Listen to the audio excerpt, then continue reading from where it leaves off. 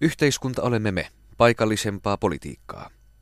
Tämänkertainen keskustelukumppanimme on Suomen keskustan edustaja Tampereen kaupunginvaltuustossa Anna-Kaarina Rantaviita-Tiainen.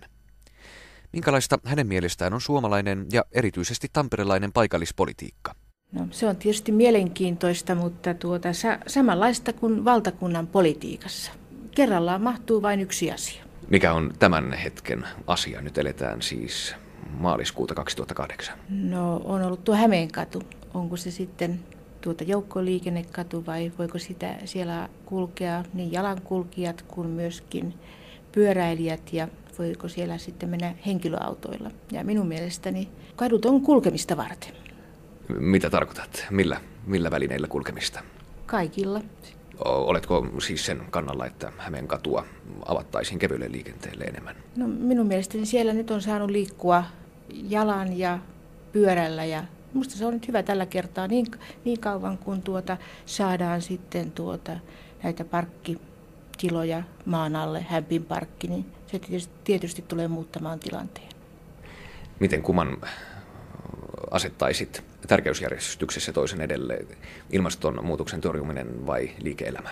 Kumpaakin siis tarvitaan, siis sanotaan, että liike-elämää tarvitaan, niin ei meillä ole mitään, jos ei meillä ole elinkeinoelämää ja liike-elämää Tampereen keskustassakaan. Ja toisaalta sitten niin ilmastonmuutos, niin se tulee olemaan ja ehkä siinä pitäisi tutkia ja ratkaista sitten, että mitä voitaisiin parantaa. Tampereen kaupungin valtuuston päätöksenteko, vaikuttaako se demokraattiselta?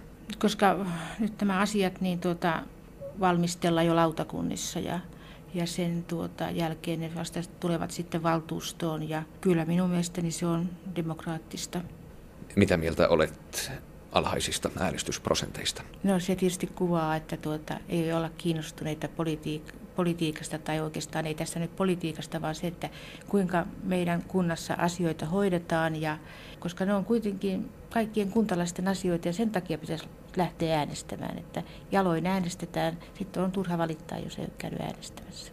Mitä mieltä olet siitä perspektiivistä, jossa äänestäminen näyttäytyy turhan päiväisenä? No se on kyllä valitettavaa, että jos näin käy, että jätän sen sitten omaan arvoon. Neuvoa antavat kansanäänestykset, onko niistä mitään iloa?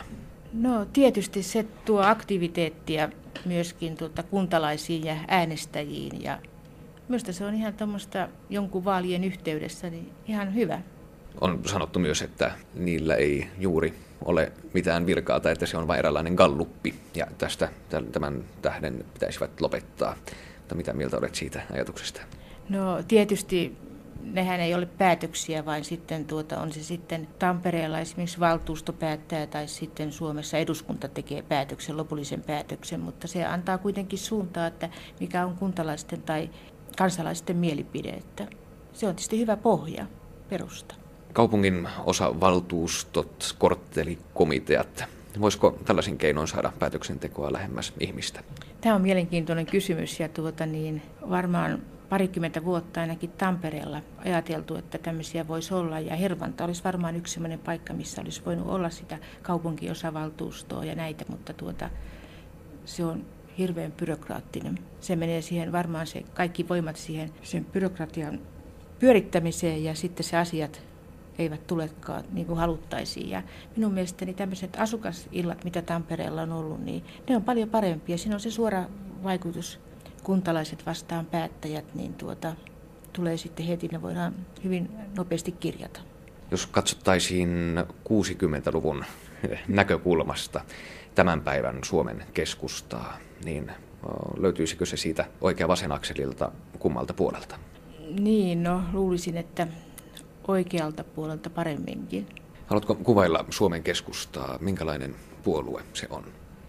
No minun mielestäni Suomen keskusta on kaikista demokraattisin puolue. Siellä keskustellaan ja voidaan olla niin eri mieltä kuin vaan. Mutta sitten kun päätökset tehdään, niin kaikki menee yhtä jalkaa. Se on siinä mielessä hyvin avoin, mutta sitten kun päätös tehdään, niin myös sen mukaan eletään.